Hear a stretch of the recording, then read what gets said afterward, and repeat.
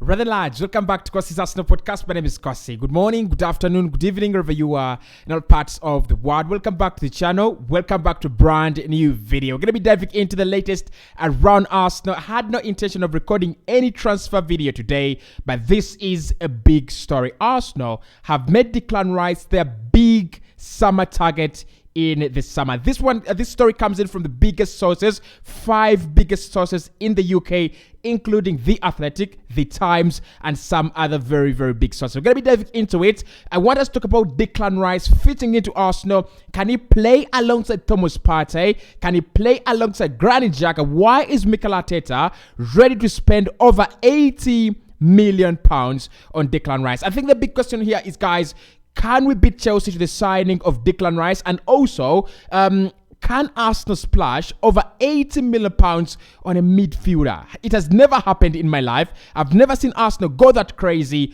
for a player. £80 million.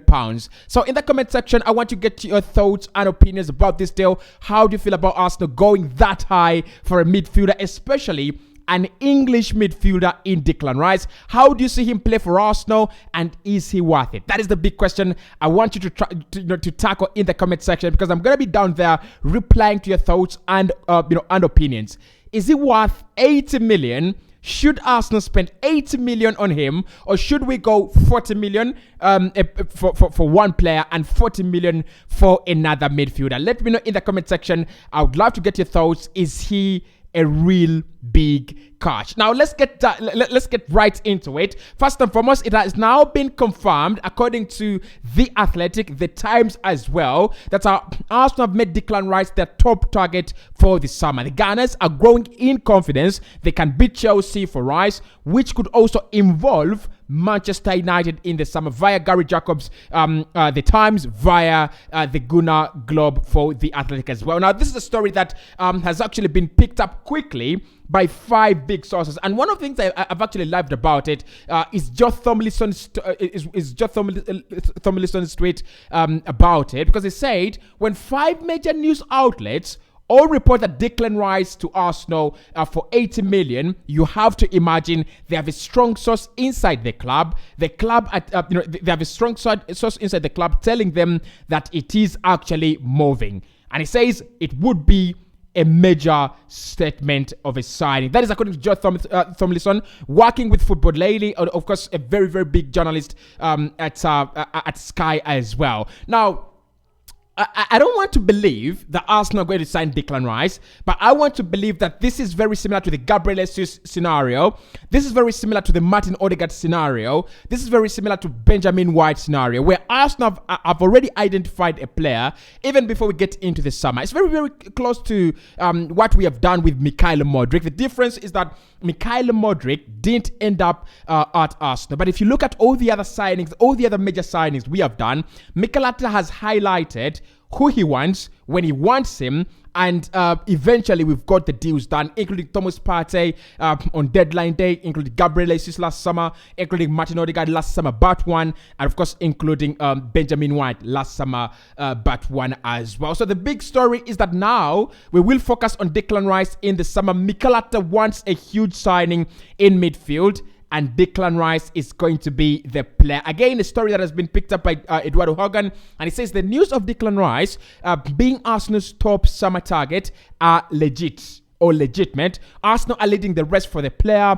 At the moment, Rice is leaning towards a move to North London from leaked lineups on Instagram. Now, I don't want to say that he's leaning towards Arsenal. I don't want to say he's favoring Arsenal. That we know nothing about that. All we know is that Arsenal made him the priority for the summer, and they will try to get the deal done in the same way we got Gabriel Jesus, in the same way we got Zinchenko, Ben White, and Martin Odegaard. But right now, I need your thoughts and opinions in the comment section before we dive into it.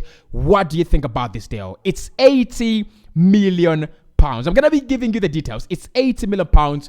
What do you think about it? How do you feel about us spending all that money on a young midfielder from West Ham. Again, the Ghana block have confirmed that Arsenal are targeting a summer move for Declan Rice. AFC confident they can attract the 24-year-old midfielder. And it says West Ham deal expires in 2024. West Ham is insistent he will not be moving in January, but accept he will be sold in the summer. So that is where we stand. First and foremost, this comes in as a breaking story and also a shocker for me. I couldn't say it. I really couldn't say it. You remember 2 days ago, I was actually absolutely fuming that Arsenal had let Danilo go to Nottingham Forest. And I said, if you're looking for a player to back up Thomas Partey, if you're looking for a player, a long-term replacement of Thomas Partey, a player who can govern the midfield, a player who can control the midfield, a player who can do all these good things for you in the future, there is no way you let go of a player like Danilo. Of course, we know the relationship we have with the representatives of the player. Adding all that into the mix, I thought that was the perfect deal, to do. But then I said, if Arsenal have let Danilo go, there is something they trust. There is a reason. There is something so strong that they believe will actually happen. There is a deal they believe they can actually pull off. And at that moment in time, I didn't say it was Declan Rice, but then I said maybe they want to try for Declan Rice in the summer. And it is happening. The news has leaked. Declan Rice is going to be Arsenal's big priority signing in the summer. Now, look, I got no problems with Arsenal's strategy. I love it. Splashing 80 million on Declan Rice and refusing to splash the same amount of money on Mikhail Modric. It is absolutely sensible transfers. It's absolutely sensible, a sensible transfer strategy. First and foremost, we are looking at a player who's been at West Ham in the Premier League for some time. He's actually proven. I don't want to call him world class at the moment because he's not playing for a world class side, and I just don't believe he's up there. I believe there is some kind of hype around Declan Rice, but he will be a very good player. I won't be very surprised if he joins a club like Arsenal or Chelsea and he hits those levels of Steven Gerrard, Frank Lampard, the likes of Paul Scholes. I can see him in that category later. But when you say he's world class at the moment, it means he has already hit those levels of Paul Scholes.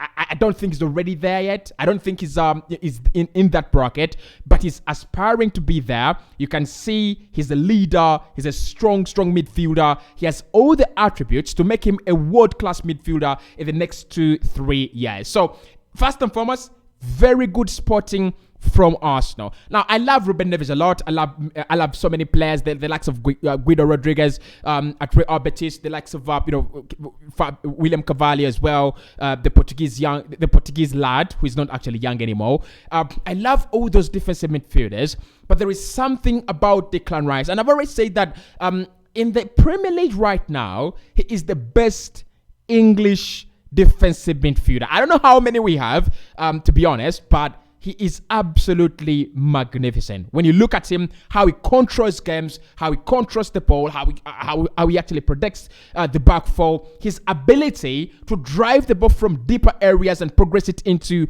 advanced areas of the pitch, he's a sensation. He's an absolute sensation. So this is a very good move for Arsenal, and I think it is one that where Mikel Arteta has actually taken his time, looked at Declan and gone, if I lose Thomas Partey, this guy comes in and there is no quality lost.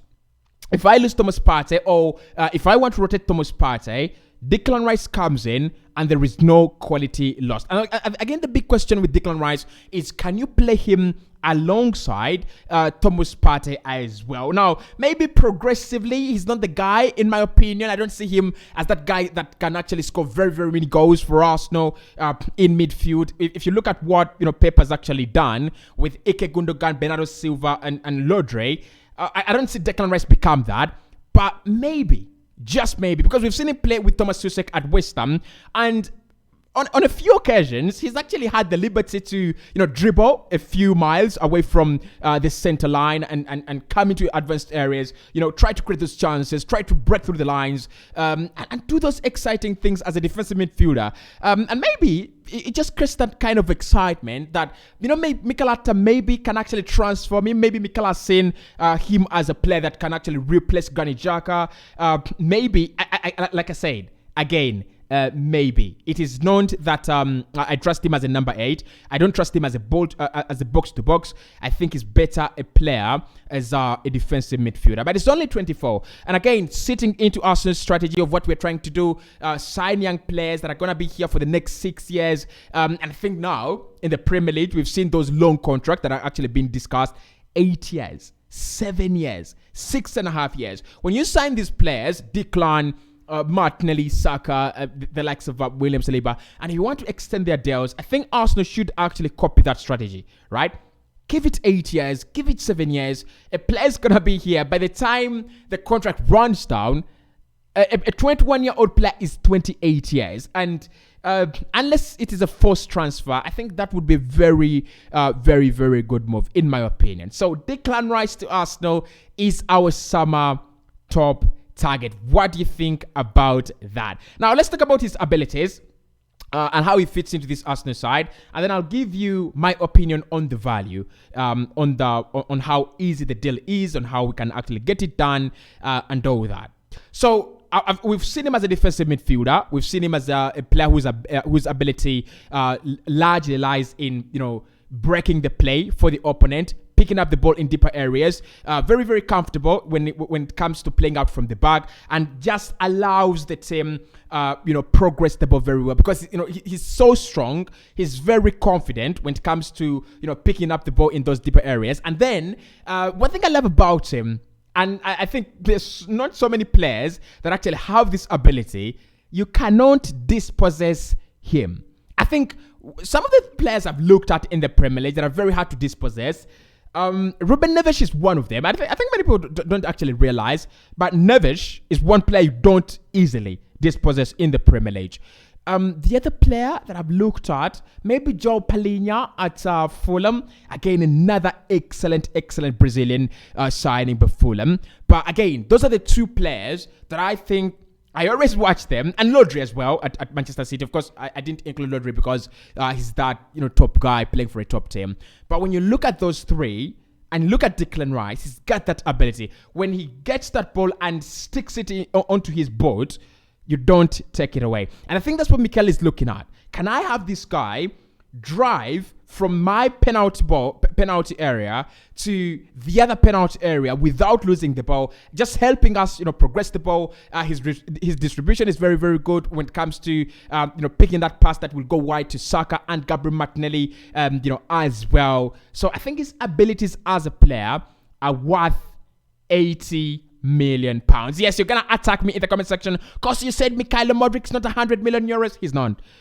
He was never 100 million euros worth. But Declan Rice is worth 100 million euros. He's done this consistently for now 3 years.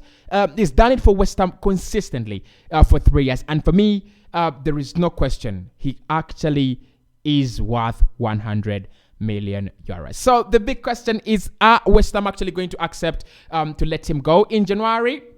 According to the Ghana blog, the deal will actually not happen. They want to get the deal done in the summer. And I reckon it is one that will not actually drag on. This is my opinion. It is nothing. It has nothing to be backed by, especially logic. But it's one that will not drag on. It's one where the player will decide where to go. West Ham will look at all the offers on the table. Man United, Chelsea, and Arsenal. And then they will decide. They will decide where to sell the player. Now, the big competition is going to be between Chelsea and Arsenal. Man United with Casemiro fresh into the team.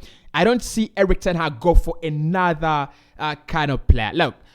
Look, again, he's another big tactician, another very big manager. When he decides to go for players that look alike, you don't question him, because him, that is Declan Rice, can be a very good replacement of Ryan Gravenberch, in the kind of system he was playing on Ajax. Ability on the ball, very calm as players, their passing is leads. They always occupy the spaces that have been demarcated by the manager. They're very obedient as players, and they have a lot of self-discipline. So, Declan Rice, Ryan Gravenberch, I don't want to hype. Gravenberch, and I don't want to overhype Declan Rice, but I won't be very surprised if Ten Hag says, I want him in my system. If I don't get Frankie de Jong, then I need Declan Rice, because I think both of them do have those very, very similar qualities. But the war is going to be between Chelsea and Arsenal. It's going to be season number 3 in the transfer market between Arsenal and Chelsea. Season 1 was won by Chelsea, where they signed Joao Felix. Season 2 was won still by Chelsea, where they signed Mikhailo Modric. Can Arsenal do something different in season 3? It's gonna be a war. It's gonna be a big, big war, and for me, it's gonna be quite very, very interesting. We're going to keep on getting these crazy updates of personal terms, grid and everything, and Chelsea pushing and all that. But I think, this is what I'm going to say. I think, in the end, the best team will take him. If Arsenal win the league, we definitely sign him. I'm telling you this. We definitely get Declan Rice. But if we don't win the title, Chelsea then do have an opportunity to sell the long-term project, the bigger project, to Declan, just like they did with Mikhailo. And I think that's where Arsenal have to work on convincing players. You need to see the bigger picture and sell that bigger picture to players. This is what Chelsea have done, especially at the moment where they have nothing. Like, they literally have nothing. They've been able to, Todd Bowley, again, great marketing for the brand. He's literally gone and told players, look, this is my brand. This is what I intend to do. And if you be part of this, you're never going to regret it. And it's literally created that kind of brand position that absolutely no one can reject at the moment. I don't know what he's telling them at the moment, but he's actually doing a very, very great job, right? So Declan Rice is Arsenal's priority in the summer, just like Gabriel Jesus was. The story comes in very, very early. Of course, it doesn't mean he will sign. At the same time last year, Arsenal did agree a deal for Yuri Tillemans on personal terms. Up until now, Tillemans is not at the Emirates Stadium. He's still at the King Power. Will he ever sign for us? No, I'm not sure. But Newcastle is the club in the driving seat. So nothing agreed, nothing discussed. We are just there. Fantasizing about him, right? I don't want to say much. I've said 17 minutes. I've talked for 70 minutes. That's already much. But in the subsequent shows, definitely Rice up for discussion. See you soon.